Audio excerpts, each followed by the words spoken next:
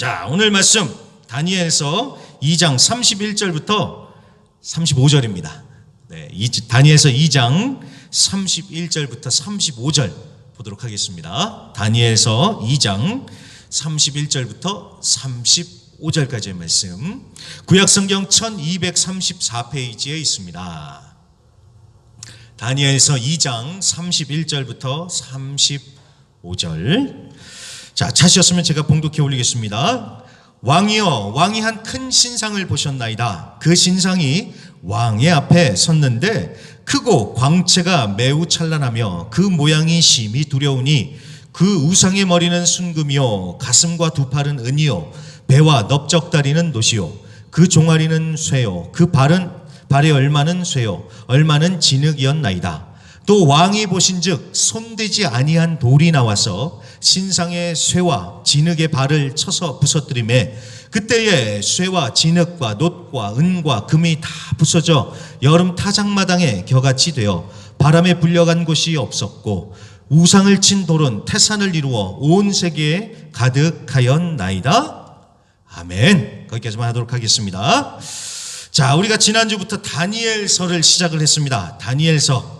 자, 앞날이 장창했던 다니엘이 바벨론이라는 나라로 포로로 잡혀가서 희망도 없고 절망적인 상황이 됐다고 했습니다. 그런데 살다 보면 사라진다고 했죠. 자, 하나님을 믿고 뜻을 정하고 흔들림 없이 살다 보니까 사라지는 은혜가 있었습니다. 그래서 제가 지난주에 부탁드렸습니다. 뜻을 정하십시오. 주님 안에서 뜻을 정하십시오. 그냥 우리가 생각 없이 그냥 흘러가는 대로 살다 보면은 정말 정신없이 바쁘게 이리저리 치이다가 끌려다니면서 살게 됩니다. 주 안에서 뜻을 정하고 실천하시면서 정말 실천하실 수 있길 바랍니다. 자, 오늘은 다니엘서 두 번째 시간입니다. 꿈은 이루어진다 라는 제목으로 오늘 다니엘서 2장 전체를 우리가 살펴보도록 하겠습니다. 자, 꿈은 이루어진다 라고 했는데 누구의 꿈이 이루어질까요? 우리 한국 축구 국가대표팀의 꿈이 아닌, 우리의 꿈이 아닌 하나님의 꿈이죠. 하나님의 꿈이요. 여러분, 하나님의 꿈은 반드시 이루어집니다. 믿으시죠? 하나님의 꿈은 반드시 이루어집니다. 자, 제가 왜 꿈 얘기를 하냐면 오늘 다니엘서 2장이 바로 꿈 얘기로 시작을 해서 그렇습니다. 자, 오늘 말씀이 굉장히 깁니다. 거의 50절 가까이 되는 말씀이거든요. 다니엘서 2장이. 그래서 여러분 성경을 펴시고요. 1절부터 쭉 눈으로 잘 따라와 주시길 부탁드립니다. 자, 1절부터 보겠습니다. 1절에 보면은 바벨론의 느부갓네살 왕이 다스린 지 2년째 이 왕이 꿈을 꾸었대요. 그런데 마음이 번민하여 잠을 이루지 못했다라고 합니다. 그러니까 왕이 꿈을 꾸고 일어났는데 뭔가 뒤숭숭한 거예요. 근데 이게 한 번이면 모르겠는데 한 번이면 그냥 개꿈이다 라고 하면서 잊어버릴 텐데 이 꿈을 자주 꿨던 것 같습니다. 자, 우리 한글 성경에는 그냥 꿈이라고 하는데 히브리 원어나 스페인어 성경에 보면은 꿈들 수에뇨스라고 하면서 복수형으로 나옵니다. 그러니까 이 왕이 그냥 한 번 그 꿈을 꾼 게 아니라 같은 꿈을 아마 여러 번 꾼 것 같아요. 그런데 뭔가 깨름직하고 마음이 답답하고 그러니까 이건 예사 꿈이 아닌 것 같다라는 그런 생각이 든 겁니다. 그래서 2절 자기 꿈을 해석하라고 박수무당, 술객, 점쟁이들을 다 소집을 합니다. 자, 요새는 이러면 큰일 나죠. 대통령이 막 이런 사람들 불러다가 했다가 큰일 나는데, 자, 오늘날 우리 생각에는 뭐 이런 사람들을 불러다 하는가라고 생각을 하는데, 이 당시에는 이 사람들이 최고의 지식인들, 석학들이었습니다. 그러니까 이 사람들이 이 당시에는 브레인들, 최고의 참모들이었습니다. 그래서 나중에 보면은 이 사람들을 가리켜서 지혜자들이다라고 그렇게 얘기를 하는데, 자, 중요한 거는 이 사람들이 꿈을 해석을 못해요. 왜 꿈을 해석을 못할까요? 이거는 하나님이 주신 꿈이라서 하나님께서 해석을 해 주셔야 되기 때문에 이 사람들은 해석을 못합니다. 하나님이 주신 꿈이었거든요. 자, 그래서 이 지점에서 우리가 한 가지 분명하게 짚고 넘어가야 될 것이 있습니다. 자, 우리 성도님들은요, 꿈에 대해서 어떻게 생각을 하십니까? 꿈이요, 꿈. 저는요, 꿈을 잘 안 꾸는 편입니다. 그래서 그런지 몰라도요, 꿈에 별로 그렇게 신경을 안 씁니다. 그런데 저하고 정말 가까운 어떤 목사님은요, 가끔가다 이분이 꿈 얘기를 하시는데 그 꿈이 맞아 떨어질 때가 있어요. 와, 그러면요, 정말 완전히 소름이 돋으면서 막 닭살이 돋고 그럽니다. 자, 우리 믿는 사람들이 꿈에 대해서 어떻게 생각을 해야 되냐라는 것입니다. 어떤 목사님이 그 부분을 한마디로 정리를 해주시는데 참 제가 그 말이 맞다라고 해서 제가 가져왔습니다. 그분이 이렇게 얘기하시더라고요. 꿈을 무시하지도 말고 과시하지도 마십시오. 하지만 꿈을 말씀보다는 앞세우지 마십시오. 이렇게 분명하게 말씀하시는데 정말 그 얘기가 맞다는 생각이 들었습니다. 여러분, 하나님께서 꿈을 통해서 말씀하실 수도 있기 때문에 꿈을 무시할 수는 없습니다. 성경에도 보면 꿈을 통해서 말씀하신 경우들이 있죠. 요셉의 꿈, 그 다음에 신약으로 넘어오면 바울, 베드로도 꿈에서 환상을 보고 하나님의 음성을 듣고 하나님의 뜻을 깨달았습니다. 꿈을 통해서요. 그런데 여러분, 중요한 사실은 이겁니다. 지금은요, 우리가 말씀의 시대 아닙니까? 말씀의 시대요. 그래서 말씀보다 꿈을 앞세우면 위험하다는 겁니다. 말씀보다 꿈을 앞세우면 그 2단 3단 되기가 쉽다라는 거예요. 그래서 꿈을 꾸더라도 정말 조심하면서 우리가 잘 분별을 해야겠다는 것입니다. 한국에 계신 어느 장로님 얘기를 들었는데, 한국입니다. 여기가 아니라 한국입니다. 이 장로님이요, 맨날 꿈 얘기를 하는 거예요. 꿈에서 봤는데 우리 교회가 어떻더라, 꿈에서 우리 목사님이 나타났는데 어땠더라 하면서 맨날 꿈 얘기를 하시는 거예요. 봤더니 신기하게도 그 꿈이 제법 맞아 들어가는 겁니다. 그러니까 이 장로님도 계속 교회에서 꿈 얘기하시고, 사람들도요, 교회 사람들도 이 장로님 꿈이 신기하잖아요. 그래서 그 꿈 얘기에 계속 매달리기 시작을 하는 거예요. 근데 문제는 이겁니다. 장로님이 꿈 얘기를 하기 시작을 하면서 교회가 어수선해지고 뭔가 교회 안에 갈등과 분열이 막 일어나고 그러더라는 거예요. 그러니까 하나도 덕이 안 되더라는 겁니다. 그러니 여기서 우리가 잘 생각해야 되는 겁니다. 아무리 꿈이 잘 맞아 들어가도 그건 사단의 역사일 수도 있겠구나. 우리가 이런 경각심을 가져야 된다는 거예요. 그래서 여러분, 꿈을 우리가 무시하지도 말고 과시하지도 말고 말씀보다 꿈을 앞세우지 말자라는 이 원칙을 우리가 잘 새기면서 그렇게 살아가는 자들이 되어야겠습니다. 자, 아무튼 느부갓네살 왕이 자기 꿈을 해몽을 해달라고 이제 소위 꿈 전문가들을 다 불러 모았어요. 자, 그런데 문제는 왕이 무슨 꿈을 꿨는지를 얘기를 안 해주는 거예요. 내가 이런 꿈을 꿨다, 그러니까 어디 한번 해석을 해봐라, 이게 아니라 내가 꾼 꿈을 너네 한번 맞춰보고 해몽도 해봐라. 왕이 이렇게 얘기를 하는 겁니다. 그러니까 굉장히 막무가내죠. 근데 보면 그런 것 같아요. 어쩌면 왕이 자기가 꾼 꿈이 정확하게 뭔지 몰랐던 것일 수도 있습니다. 아니면 이런 것도 있던 것 같아요. 꿈을 얘기를 해주면 이 사람들이 아주 요상한 해몽을 각자 다 들고 와가지고 말만 뻔지르르하게 할 수 있으니까 니네들이 정말 신통방통하면 알아서 한번 맞춰서 해와봐라. 왕이 이렇게 얘기한 것 같기도 합니다. 자, 뭔지 모르겠지만 아무튼 너네들이 꿈도 맞춰보고 꿈도 해몽해와라. 왕이 이렇게 주문을 한 건데, 자, 이 전문가들도 이제 기가 막히는 거예요. 그래서 뭐라고 대답을 합니까? 10절, 11절 보세요. 10절, 11절. 자, 뭐라고 얘기를 하냐면, 왕이 물어보는 것은 너무나도 어려운 일이라서 육체와 함께 살지 않는 저기 신들만이 할 수 있다, 이렇게 얘기를 합니다. 무슨 뜻입니까? 그건 사람은 못합니다. 우린 못합니다. 오직 신만이 할 수 있습니다. 이렇게 대답을 하는 거예요.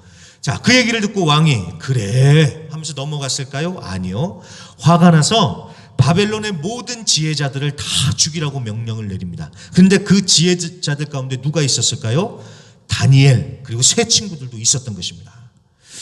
자, 넘어가기 전에요, 계속 이야기를 이어가기 전에 여기서 지혜자들이 우리는 못합니다, 오직 신들만이 할 수 있다라고 얘기를 했는데, 여러분, 이건 정말 100번 옳은 말입니다. 사람은 못해요. 하지만 진짜 신이신 하나님은 하실 수 있다는 겁니다. 자, 바로 그거예요. 오늘 이 모든 사건을 통해서 하나님은 하나님만이 진짜 신이라는 것을 보여주고 드러내시려는 거예요. 요새 우리 금요 기도회 때 보면 이사야서를 통해서 하나님이 계속 말씀하시는 게 뭐예요? 우상은 아무것도 못하는 헛된 거다, 오직 하나님만이 진짜 하나님이다, 그 얘기하잖아요. 바로 그겁니다. 오늘 이 사건을 통해서 하나님은 하나님만이 진짜 하나님이라는 것을 보여주고 드러내시려고 하는 것입니다. 자, 이것이 중요한 이유가 뭐냐면요, 이 당시 바벨론에는 세계 각지에서 모여든 게 아니죠, 끌려왔던 것이죠. 끌려온 포로들이 다 있었습니다. 그런데 그 포로들은 각각 자기네들이 섬기는 신이 다 있었어요. 그러니까 바빌론에서는 그 모든 신들이 모이는 신들의 각축장이 되어 있었을 것입니다. 자, 그런 가운데 유대인들이 섬기는 여호와 하나님도 거기 얘기가 됐었겠죠. 그런데 여호와 하나님이 어떻게 소개가 됐을까요? 뭐 우리처럼 뭐 전능하신 하나님 만군의 주 아니요. 저기 예루살렘이라는 저기 시골에 그 있는 그 산골에 있는 신쯤 여겨졌던 거예요. 그런 취급을 받았던 겁니다. 그런데 이 사건을 통해서 하나님만이 진짜 신이시요 온 우주 만물을 다스리시고 통치하시는 분이시라는 것을 드러내고 그것을 위해서 하나님께서 다니엘을 사용하시더라는 것입니다. 그래서 여러분, 다니엘이 꿈을 해석을 해줘요. 그러니까 느부갓네살 왕이 어떻게 반응하는지 아십니까? 쭉 내려오셔서 46절을 보세요. 46절에 보시면은 느부갓네살 왕이 엎드려 다니엘에게 절을 했다고 해요. 그러면서 상을 내린 다음에 거기서 끝이 아닙니다. 47절 보십시오. 느부갓네살 왕이 뭐라고 얘기합니까? 너희 하나님은 참으로 모든 신들의 신이요 모든 왕의 주제시로다 라면서 뜬금없이 신앙 고백을 하죠.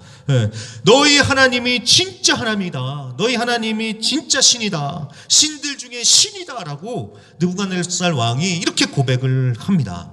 자, 그리고 더 나아가서 48절 49절 다니엘과 세 친구가 파격 승진을 하죠. 그래서 아주 높은 사람들이 되기까지 합니다. 자, 우리가 흔히 하는 말처럼요, 위기가 기회가 된 거예요. 지혜자들 다 죽이라고 해서 다니엘도 죽게 됐는데 오히려 이 위기가 기회가 되면서 하나님의 영광을 드러내고 또 왕께 인정받아서 초고속 승진을 하게 되는 어마어마한 일이 벌어지더라는 것입니다. 여러분 꼭 기억해 주십시오. 믿는 사람들에게는 위기가 기회입니다. 하나님의 영광을 드러낼 기회, 그리고 인생의 역전을 가져올 기회, 이런 기회를 우리도 붙들어야 되겠죠. 자, 그러기 위해서는 우리가 하나님 잘 믿어야 되겠지만 또 다니엘한테 배워야 될 점들이 꽤 많더라고요. 자, 시간상 제가 많은 얘기는 못하지만 14절부터 30절을 쭉 보면서 좀 다니엘이라는 인물에 대해서 몇 가지만 제가 짚어볼게요. 자, 먼저 14절 15절에 보시면 다니엘은 정말 지혜로운 사람이었습니다. 자, 다니엘이 지금 잡혀가서 죽을 위기에 처했잖아요. 그런데 다니엘이 명철하고 슬기로운 말로 근위대장한테 가서 얘기를 했다 그러죠. 왕의 명령이 왜 이리 급하냐 이렇게 얘기를 했다고 하죠. 자, 빨리 도망가야 될 판국에 오히려 군대 장관을 찾아가서 아니 뭐가 이렇게 급하십니까? 라고 이렇게 얘기를 했다는 거예요. 자, 여러분 이게 보통 일입니까? 아이, 군인은 명령 내려지는 대로 행하잖아요. 그럼 지혜자들 잡아와서 죽여라 그러면은 뭐 두말할 것도 없이 잡아다 죽일 텐데 어디 장군을 찾아가서 그렇게 얘기할까요? 근데 다니엘은 그렇게 찾아가요. 게다가 다니엘이 뭐가 이렇게 급하십니까? 라고 이렇게 한마디를 했는데 그 한마디가 얼마나 명철하고 슬기로웠는지 근위대장이 마음을 열어서 나중에 왕 앞에까지 나아가게 됐다고 하지요. 자, 여러분 다니엘의 이런 여유로움 그리고 이런 지혜로운 말 한마디, 이건 정말 우리가 배워야 합니다. 급하다고 정신없이 설치될 것이 아니라 급할수록 우리는 기도하면서 워워 하면서 주님 앞에 잠잠할 줄 알아야겠고요. 그리고 급하다고 해서 그냥 열받는다고 해서 막 아무 말이나 할 게 아니라 정말 상대방의 마음을 열 수 있는 정말 지혜로운 말을 해야겠습니다. 자, 그런 지혜를 받으려면 어떻게 해야 됩니까? 기도해야죠. 성령의 도우심을 요청해야죠. 그래서 실제로요 17절 18절에 보면은 다니엘은 자기 집으로 돌아가서 뭐 합니까? 자기 세 친구들한테 이 사실을 알리고 같이 기도하자고 기도해요. 혼자서도 기도해야 되겠지만 합심 기도도 해야 되는 겁니다. 같이 기도해야 됩니다. 그래서 기도의 공동체가 위기를 기회로 바꾸는 하나님의 역사를 체험하는 것입니다. 이 기도요. 다니엘은 기도의 사람이었다는 걸 꼭 기억해 주세요. 자, 그리고 다니엘은 절대로 무례하거나 깐죽되지 않았다는 사실도 우리가 잘 봐야 됩니다. 자, 다니엘이 이방 왕이라고 해서요 막 함부로 가서 얘기하지 않습니다. 깐죽깐죽거리면서 약 올리지도 않습니다. 아주 정중하게 말하고 그런 태도를 보이죠. 자, 이건 다니엘이 평소에도 그랬던 것 같아요. 그랬으니까 근위대장도 왕도 다니엘한테 대하는 게 다르죠. 하나님의 이거는 극적인 은혜도 있겠지만 다니엘이 한마디 했다고 왕이랑 근위대장이 다니엘의 말을 들었다는 것은 다니엘이 평소에도 태도가 좋았다는 얘기 아니겠습니까? 제가 전에도 말씀드렸듯이 여러분 인생이 능력이 아니라 태도예요. 태도. 우리 학생들 꼭 기억해 주세요. 능력이 아니라 태도입니다. 태도. 아무리 능력이 많아도 태도가 좋지 못하면요 능력 써보지도 못하고 망하는 거예요. 아무리 능력받아도 태도가 올바르지 못하면 그렇게 됩니다. 자, 다니엘 왕에게 무례하지 않고 왕을 존중하는 태도를 보였다는 사실. 자, 그렇다고 해서 여러분 다니엘이 비굴하거나 겁쟁이, 아부꾼이, 아첨꾼이 아니었다는 사실입니다. 다 죽이겠다고 했는데도 왕을 만나러 갔다는 것부터 시작해서 27절, 28절 보세요. 27절, 28절. 왕이 물어보신 것은 오로지 하늘에 계신 하나님만이 답해 주실 수 있다. 하나님께서 후일에 될 일을 왕에게 보여주신 거다 라면서 왕 앞에서 또박또박 할 말 다 하지요. 자, 그리고 37절 보세요. 37절. 왕이여, 왕은 여러 왕들 중에 왕이시라. 하늘의 하나님이 나라와 권세와 능력과 영광을 왕에게 주셨습니다. 자, 왕을 존중, 리스펙을 하면서도 왕 위에 하나님이 계신다는 것을 아주 똑부러지게 말하고 있죠. 자, 그러니 여러분 얼마나 다니엘이 강큰 사람인지 우리가 이것을 통해서 볼 수 있지 않습니까? 왕의 심기를 건드리면 그 자리에서 목이 날아갈 텐데 그럼에도 불구하고 다니엘은 담대하게 하나님 얘기를 똑부러지게 해요. 자, 다니엘이 이렇게 담대할 수 있었던 이유가 무엇이었을까요? 다니엘은 사람이 아닌 하나님을 두려워했기 때문에 그렇습니다. 하나님을 두려워했기 때문에 사람들 앞에서는 당당하고 담대히 할 말 또박또박 하면서 담대할 수 있었다는 것입니다. 그렇다고 해서 사람들을 무시하거나 무례하지 않았죠.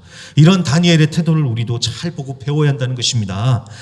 이게 바로 험한 세상을 살아나갈 지혜요, 슬기로운 사회생활의 정말 좋은 예라는 것 보면서 정말 여러분 다니엘을 잘 보시면서 정말 다니엘의 이런 모습들을 배워보실 수 있길 바랍니다. 자, 그렇게 해서 이제 왕이 꿈을 꾸었고 다니엘이 꿈을 해석해 주어서 이제 왕도 고민에서 벗어났습니다. 그리고 지혜자들도 다 살게 됐습니다. 그리고 다니엘과 세 친구도 일이 잘 풀렸어요. 그리고 하나님도 진짜 신이라는 영광을 받으시는 정말 모두가 윈윈하는 그런 좋은 일이 벌어졌습니다. 자, 그게 오늘의 내용이에요. 자, 그렇다면 이제 하나 남았죠. 하나 남았죠. 그러면 그 느부갓네살 왕이 꾼 꿈이 뭐냐? 도대체 무엇입니까? 그것만 살펴보고 오늘 말씀을 마쳐보도록 하겠습니다. 자, 오늘 우리가 읽은 본문 31절부터 35절 다시 보세요. 자, 31절부터 35절을 다시 보시면 자, 느부갓네살 왕이 꾼 꿈이 나오는데 그 느부갓네살 왕이 꾼 꿈에서 아주 큰 신상, 사람의 형상을 봤다는 거예요. 근데 이 신상이 부위별로 재료가 다르더라는 거예요. 뭐 미켈란젤로의 다윗과 보면은 뭐 다 대리석으로 돼 있잖아요. 대리석이면 대리석, 아니면 석고면 석고, 이렇게 한 가지 재료로 된 게 아니라 부위별로 금, 은, 놋, 철, 진흙으로 되어 있다는 겁니다. 그런데 그런 큰 신상이 있었는데 어디선가 손대지 아니한 돌 하나가 이렇게 와가지고 신상을 부서뜨리니까 신상이 없어지고 그 돌이 태산처럼 돼서 온 세상에 가득하더라. 이 꿈이 바로 느부갓네살 왕의 꿈이더라는 겁니다. 그래서 이제 다니엘이 이 꿈을 해석을 해 주는데 36절부터 보면은 이 꿈의 해석이 나옵니다. 자, 그런데 이거는 말로 100번 해봤자 한 번 보는 게 낫다고 제가 그림을 준비해 왔으니까 좀 화면을 보시면서 이제 따라와 주세요. 네. 좀 띄워주세요. 자, 느부갓네살 왕이 꿈을 꿨는데 꿈에서 이렇게 한 사람의 형상을 한 큰 신상을 본 거예요. 자, 봤는데 머리는 금으로 되어 있다는 거예요. 머리는 금. 자, 가슴과 팔은요 은으로 되어 있고 배와 허벅지는 이제 놋으로 되어 있고 종아리는 쇠로 되어 있고 그리고 발은요 쇠와 진흙이 섞여 있었다는 거예요. 자, 그래서 이게 무슨 뜻이냐 했더니 이거는 역사에 일어날 제국들, 나라들을 상징하더라는 것입니다. 그래서 37절, 38절에 보면은 이 금으로 된 머리는 바벨론의 느부갓네살 왕을 상징을 한다는 겁니다. 바벨론이요, 바벨론. 자, 그 다음에는 바벨론보다 못한, 그러니까 바벨론을 이어 금보다 못한 은으로 상징되는 나라가 일어날 거라는 거예요. 그리고 그 뒤를 이어서 은보다 못한 놋으로 상징되는 나라가 일어나서 온 세계를 다스릴 것이고 그 다음은 금도 은도 놋도 아닌 철이요, 철. 강한 쇠로 된 나라가 일어나서 다 부수고 정복할 것이다. 그리고 마지막으로 발은 쇠와 흙으로 되어 있는데 그 강력한 쇠로 된 나라도 이렇게 나누어질 것이다. 이렇게 해석을 하는 겁니다. 자, 그러면 이 해석을 우리의 이제 또 풀어봐야 되겠죠. 그러면 역사상으로 어떤 나라들이냐? 자, 금은 바벨론을 상징을 합니다. 이거는 뭐 의심할 여지가 없는 것이 오늘 성경 말씀에 그렇게 얘기하니까요. 그러면 은, 놋, 철은 어떤 나라를 가리킬까? 역사적으로 봤을 때 은은 바벨론을 무너뜨린 페르시아를 상징을 합니다. 페르시아예요, 페르시아. 자, 그리고 놋은요, 페르시아를 무너뜨린 알렉산더 대왕의 그리스를 상징을 합니다. 그리고 그 다음에 그리스 다음에 들고 일어난 나라는 로마죠. 그래서 저 쇠와 같이 강력한 나라는 로마다라고 봅니다. 그리고 로마 다음에 쇠와 진흙으로 된 발은 이건 뭐 딱히 특별히 어느 한 나라를 지칭한다기보다는 오늘 성경 44절에 보면은 여러 왕들의 시대라 그러거든요. 여러 왕들의 시대. 그런 걸로 봐서 로마 멸망 이후에 세워진 여러 나라들, 지금까지 세워진 여러 나라들, 그러니까 지금 현재까지 모든 시대를 얘기한다라고 보는 것이 보편적인 얘기입니다. 이해가 되셨죠? 아, 역사적으로 일어난 나라들을 얘기하는 거구나, 지금까지의 시대를 얘기하는 거구나 라고 이렇게 여러분 정리를 하고 이어가시면 됩니다. 그래서 이 신상도요, 우리 좀 시간이 많이 없어서 제가 얘기는 못하겠지만 이 신상도 잘 보시면 묵상해 볼 포인트들이 굉장히 많습니다. 자, 한두 가지만 얘기를 해보면, 일단 이 신상이 사람의 모양을 하고 있죠. 자, 사람이 세운 나라는 영원하지가 않다라는 그런 것을 우리가 배울 수도 있고요. 또 그리고 잘 보시면은 금부터 시작해서 밑으로 갈수록 점점점 어떻습니까? 질이 나빠지죠. 금으로 시작해서 은이 나오고 그 다음 놋이 나오고 쇠, 진흙으로 나오는데 이것도 굉장한 시사점이 있습니다. 자, 우리는 인류의 문명이 계속 발달한다고 생각을 하는데 보시면 어때요? 점점점 나빠지고 있죠. 퇴보하고 있다. 그런 교훈을 얻을 수 있다는 것이요. 근데 여러분 정말 그것이 맞다는 얘기가 뭐냐면요, 우리는 고대 시대 그러면은 다 빨가벗고 그냥 막 미개하게 살았다. 우리는 막연하게 그렇게 생각을 하는데 역사를 통해서 여러분 바벨론이나 페르시아 문명을 보면은 얼마나 높은 수준을 가졌는지 모릅니다. 여러분 고대 이집트 피라미드만 봐도 그렇습니다. 피라미드요. 이거 얼마나, 저도 가보진 않았는데 그래도 인터넷 시대니까 영상으로 볼 수 있잖아요. 와, 정말 어마어마하더라고요, 피라미드가요. 근데 그 시대 때 대형 중장비나 GPS, 인공위성 이런 것도 없던 시대에 어떻게 그렇게 정교하게 그 큰 거를 만들었느냐. 여러분 그걸 보면은 이집트 시대의 그 과학이나 기술이 어마어마하게 발전했다는 걸 우리는 알 수가 있는 거예요. 그리고 여러분 철학도 그렇습니다. 그리스의 철학. 자, 우리는 인류가 철학을 계속 발전시켜 왔다고 얘기하지만 잘 보면은요, 여전히 소크라테스, 플라톤, 아리스토텔레스 이 그리스 시대의 철학에서 그냥 우린 맴돌고 있어요. 그 다 거기서 맴돌고 있습니다. 자, 그리고 한 가지만 더요. 스마트폰 시대. 우리가 살고 있는 이 시대는 스마트폰으로 아주 충만한 시대입니다. 그래서 사람들이 정말 똑똑해졌냐? 오히려 더 바보가 되는 것 같지 않습니까? 제가 지난주에 뉴스를 보는데요, 기가 막혔습니다. 요새 학부모들이랑 애들이 문해력이 그렇게 딸린대요, 한국에서요. 그래서 선생님이 금일, 그러니까 금일을 금요일이라고 생각을 하질 않나. 선생님이 사건의 시발점이 이거다라고 얘기하니까 학생들이 선생님 왜 욕하냐고, 시발이라고 왜 욕하냐고 막 그러면서 선생님한테 항의를 했대요. 정말 말세인 시대죠. 점점 인류가 똑똑해지는 게 아니라 점점 더 뭔가 어리석어져가는 그런 모습을 보여주고 있는 것 같습니다. 꼭 이 신상의 모습과 같죠. 아무튼 뭐 이것 말고도 뭐 여러 가지 생각할 점이 많지만 시간상 이 신상이 뭘 상징하는지는 일단 감은 잡으셨을 테니까요. 이제 결론만 내리고 말씀을 맺도록 하겠습니다.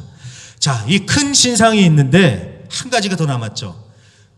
손대지 아니한 돌이 날라와서 이 신상을 다 부서뜨린다고 하지 않죠. 신상을 부서뜨린다고 하잖아요. 자, 사람의 손이 닿지 않은 돌, 사람이 손대지 않은 돌.